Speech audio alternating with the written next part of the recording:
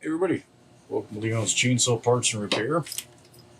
So there's some days where I, try to get some stuff done on a weekend where things just go right. Easy repairs, straightforward, things work the way they should. Then there's days like today where so far nothing has worked out quite the way I'd hoped. So we're looking at Micah's XL-903. Pretty clean saw over, considering it's got to be, well, that's a 7-digit number, so it's pre-1970, so 68, 69. Pretty damn clean saw.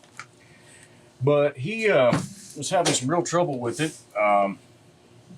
We talked, and he thought it was probably not a carburetor issue because he said he had bolted 2 different carbs on it, and it wouldn't draw fuel consistently. Well, naturally, what I want to do when I get one of these in is go, okay, what's it doing? I want to see it for myself. Just, it can help with the diagnosing process. So I filled some fuel in it, hit it with a little prime, cranked it over about 10 times, never even tried to fire. Not once.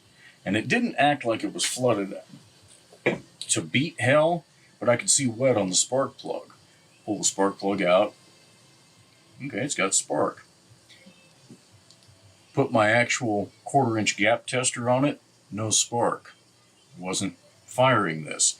Now I know from experience on a points ignition, there is plenty of energy to fire this. So, okay, we've got more than one thing going on here, or perhaps it's just an ignition issue. So I started digging in here, doing the diagnosis, and it looked like a brand new condenser. I'll have to go back to my emails and see. I think it is. But I tried changing it out just to see, made no difference. So that to me screamed coil. So now that I've flung that on the floor, now that I've got a different coil in there, I had a good used one. Let's see if we can. You should be able to see that.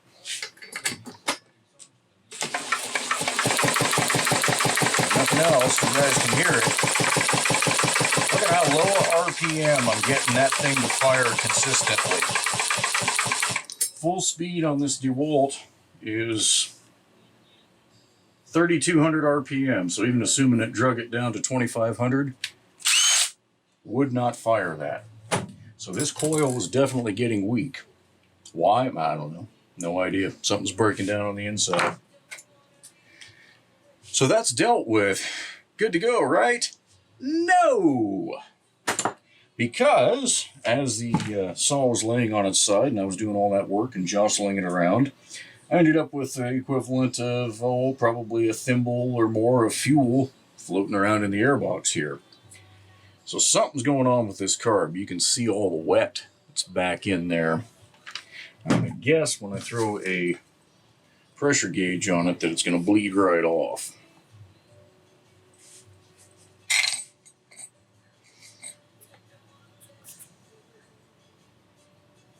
Yeah, it's pretty quick.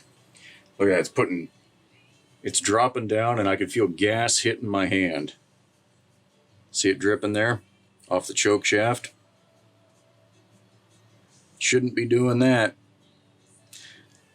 But that's the funny part, is it's leaking like that. The pressure gauge isn't moving that fast. So I'll be honest, I don't know what's going on in this carb, but any amount of pressure in the fuel tank was going to be enough to flood this engine completely out. So I'm going to get into it and figure out what the heck it is. Okay. As I suspected, there was a multitude of problems here. I've already had this side apart. On the very rubber tip of the needle, there was an accumulation of crap that was small enough that it apparently made it through the screen on this side. I also stretched the spring just a little bit and readjusted this arm down. It was pretty high, so I think that's why it was leaking. After I shut the video off on that last clip, I sat here and held it for about 30 seconds just watching that gauge, and all of a sudden I heard a pfft, and it released and just dumped all pressure. And that was just having it lay on its side, which is, you know, not far off. This is supposed to be an all position carburetor. It doesn't matter what's, you know, what direction you have it, in theory. But you never check just one side. You're already in here, you've taken the time.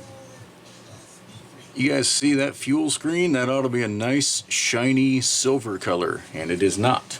I don't know why. It is plugged with whatever the hell that is. So at some point a bad fuel filter was in here. The one that's in there is new, because Micah put that on with a new fuel hose. But one of the dead giveaways, and this is going to be silly, but you see the junk in the end of this hose? I keep this clean. When pressure releases and the fuel can flow backwards when you've got the needle out, you get some debris like that, that's a sure sign that you've got some trash in your carburetor. At least on that screen there. So that screen is perfectly cleanable if you can get it out. You can spray it in place. That actually got so deep in there, that's going to be a pain to clean out. You can spray it out clean, and I might try that first, but if I see any garbage holding on, I'm just going to dig through the old kits and get another screen in there. So I'm going to get this all back together under pressure, and when it holds, with any luck, the next video will be a test run of this bad boy. Okay, so with how much fuel this thing was percolating, I'm going to try a couple pulls without choke first. Let's see what it does.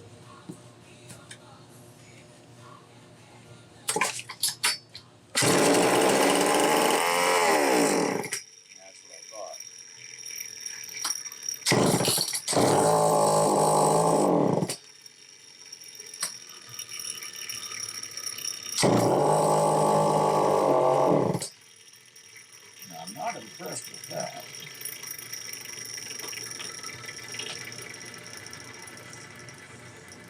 It should be pulling fuel like crazy. That's running on full choke.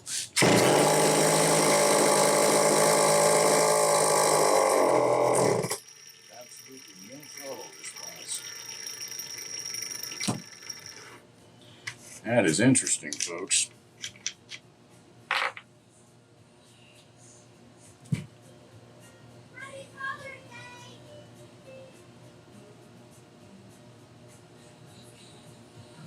Filter is partially out of the fuel.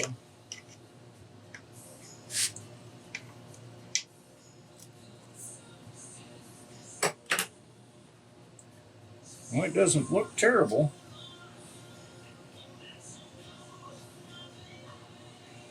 It doesn't look terrible at all. I've seen a lot worse run. I know this hose is still a little bit too long. And let me get some more fuel in this. That hose is pretty stiff. It may not be letting it sit at the bottom like it should. We'll see if that makes any difference at all.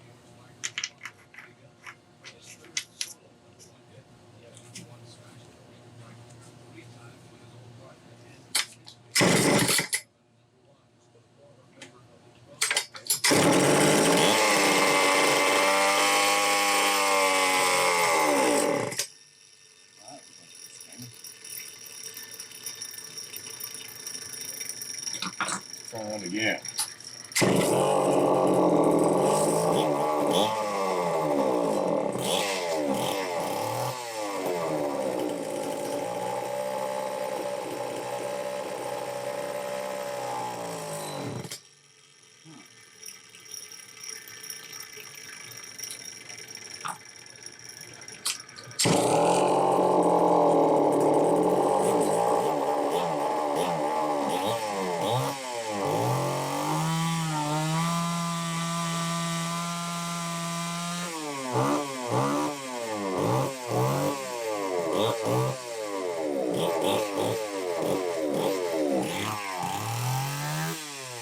I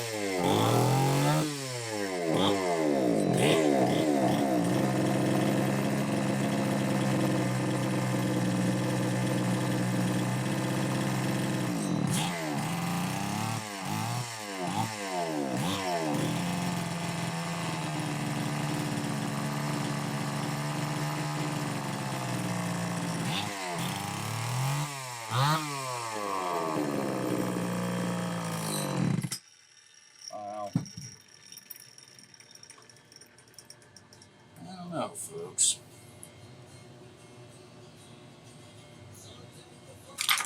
Looks like it won't run on that low speed circuit at all. Now that was normal.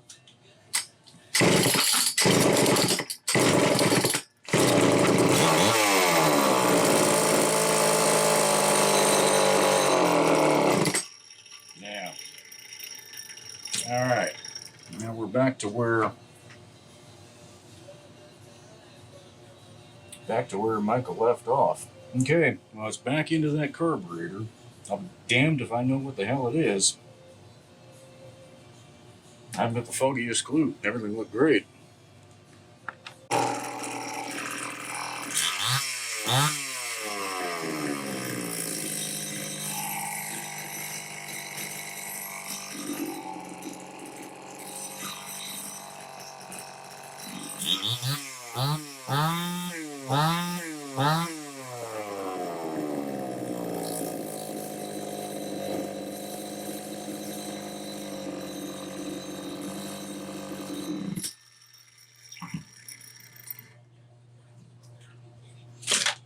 This saw about drove me crazy. So, it was a multitude of things even beyond that stinking coil. In a Tillotson carburetor, when you go into the metering diaphragm area, that's the big one that has the arm and inlet needle and all that, there's a couple of Welch plugs under there, and all they're covering is the passages for the high and low speed jets. The high speed jet has a screen. Now, what do you suppose I found on that high speed jet screen? A whole bunch of junk that was just like what had made it into this thing, into the top fuel filter screen. So there was that going on. Got that all cleaned out, replaced the screen. It's a simple screen. It'll come in that RK23HS kit, and there's just a little snap ring that holds it down. Now, it's pretty deep, so you need a small tool like this to reach in there and dig it out. And then the screen, you can just stab it, out it comes. The new one will drop in, no big deal. The inlet arm on this one had been adjusted enough times, I should have caught this the first time around, that when you adjusted it to the point that it wouldn't leak with the diaphragm installed, it was actually a little too low. So it wasn't flowing quite enough fuel. Got that inlet arm replaced.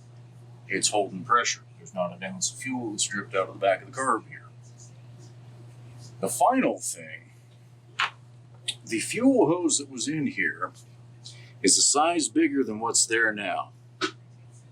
Now that doesn't look super kinked, and it's not, until you look at how thick the hose wall is. This is a 5/16 OD, 3/16 ID. Okay, now you can use 1/8 inch inside diameter and it'll flow enough fuel. That's what's on here now. So there were three choke points, I should say. As it came through here, it was making a bend that had choked it a little bit. The actual biggest one, of all places, this clamp right here. By the time it was tight, it was pressing it almost flat. And you can see that mark right there. And it only takes that much, and you're choked off, and I'm not pushing that hard. And then the final spot was the grommet that was in here was the same size as what I've got. And how in the world it made it in there around this hose, I don't have any idea. But Those were 3 restriction points that, on top of the other stuff that was going on in the carb, meant this thing was just not drawing enough fuel to stay running. Let's see if it'll restart. I'm not going to throttle it. Love it when that happens.